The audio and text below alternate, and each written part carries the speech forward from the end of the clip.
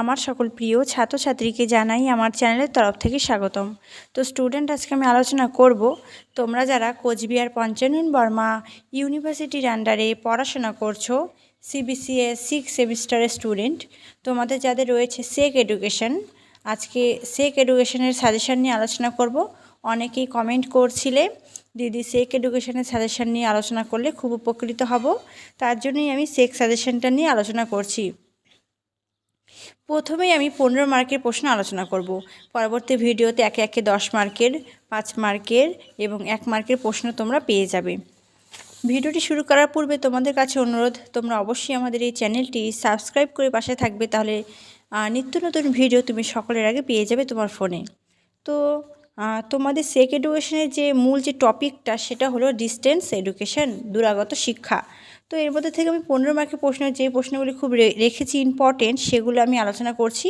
তোমরা খাতা কলম বের করো, তোমরা লিখে নাও, আমি বলছি। আমি ধীর গতিতে বলবো, তোমরা কিন্তু শুনে শুনে লিখতে পারবে। তো প্রথম প্রশ্ন বলছি, দূর শিক্ষা বলতে কি বোঝো? এর সাথেই লেখো দূর শিক্ষার বৈশিষ্ট্যগুলি উল্লেখ করো এবং দূর শিক্ষার গুরুত্ব আলোচনা করো। 1 নম্বর প্রশ্ন হলো। দ্বিতীয় নম্বর প্রশ্ন লিখো, দূর শিক্ষায় মিডিয়ার ব্যবহার বিষয়ে একটি টিকা লেখো। এর সাথে লিখবে দূর শিক্ষায় আইসিটির ভূমিকা কী। তৃতীয় নম্বর প্রশ্ন, স্বসমর্থন পরিষেবা কী বোঝায়? দূর শিক্ষায় কীভাবে স্বসমর্থন পরিষেবা সম্পন্ন করা হয়। এবার আমার চতুর্থ প্রশ্ন, দূরাগত শিক্ষার সুবিধা ও সীমাবদ্ধতা আলোচনা করো। পরবর্তী প্রশ্ন, ভারতে দূরাগত শিক্ষার উন্নতির উদাহরণ সহযোগে তোমার মতামত দাও। পরবর্তী প্রশ্ন, পত্রযোগ শিক্ষা, মুক্ত শিক্ষা ও দূরাগত শিক্ষার মধ্যে পার্থক্য লেখো। নেক্সট প্রশ্ন, ভারতবর্ষে দূরাগত ও মুক্ত শিক্ষার বর্তমান অবস্থা আলোচনা করো। পরবর্তী প্রশ্ন, IGNOU ইগনুর বৈশিষ্ট্য লেখো। তো আমি তোমাদের 15 মার্কের জন্য এই কটা প্রশ্ন দিলাম। আমি তোমাদের প্রশ্ন দিয়েছি 1, 2, 3, 4, 5, 6, 7, 8টা প্রশ্ন দিয়েছি এই 15 মার্কের প্রশ্নের জন্য। তো এই 8টা প্রশ্ন থেকে কমন পাবে। এর মধ্যে থেকে যে যে প্রশ্নগুলি ইম্পর্টেন্ট, যেমন আমি বললাম দূরাগত শিক্ষার সুবিধা এবং অসুবিধা, সীমাবদ্ধতা, এটা খুব ইম্পর্টেন্ট।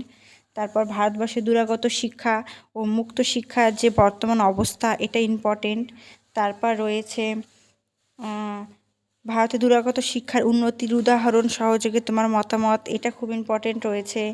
তারপর দূর শিক্ষার বৈশিষ্ট্য, দূর শিক্ষার গুরুত্ব, তারপর দূরাগত শিক্ষায় বহু মাধ্যমের ভূমিকা, এটা না, এটা 10 মার্কের জন্য দিব। তো যে যে প্রশ্নগুলি দিলাম প্রত্যেকটা প্রশ্ন খুব ইম্পর্টেন্ট। তোমরা জানো আমি বেশি প্রশ্ন তোমাদের রাখি না, কিন্তু যে প্রশ্নগুলো রাখি সেই প্রশ্নগুলো কিন্তু খুব ইম্পর্টেন্ট হয়ে থাকে। তার জন্য প্রত্যেকটা প্রশ্ন খুব ভালো করে তৈরি করো। পরীক্ষার বেশ কিছুদিন সময় রয়েছে, 2 মাসের ওপর সময় রয়েছে। তোমরা খুব ভালো করে প্রিপারেশনটা নিতে পারবে। তার জন্য প্রত্যেকটা সাবজেক্টের সাজেশান এবার তোমরা কিন্তু খুব তাড়াতাড়ি পেয়ে যাবে। এবং এটাই তোমাদের লাস্ট সেমিস্টার, একটু ভালো করে পড়বে, কেউ ব্যাক যেন না আসে সেই অনুসারে পড়বে। তাহলে তোমাদের 6 মাস 1 বছর কিন্তু তোমাদের লেট হবে। তো সেক্ষেত্রে সেটা করো না, একটু ভালো করে পড়াশোনা করো। কলেজে বেশি পড়তে হয় না ঠিকই, কিন্তু একটু মন দিয়ে কিন্তু পড়তে হবে অবশ্যই। তো ভিডিওটি কেমন লাগলো কমেন্ট করে জানাবে। ভিডিওটি ভালো লাগলে লাইক করবে। অন্য কোন সাবজেক্টের সাজেশান চাও সেটাও কমেন্ট করে জানাবে। Thanks for watching. After all, thank you সকলকে।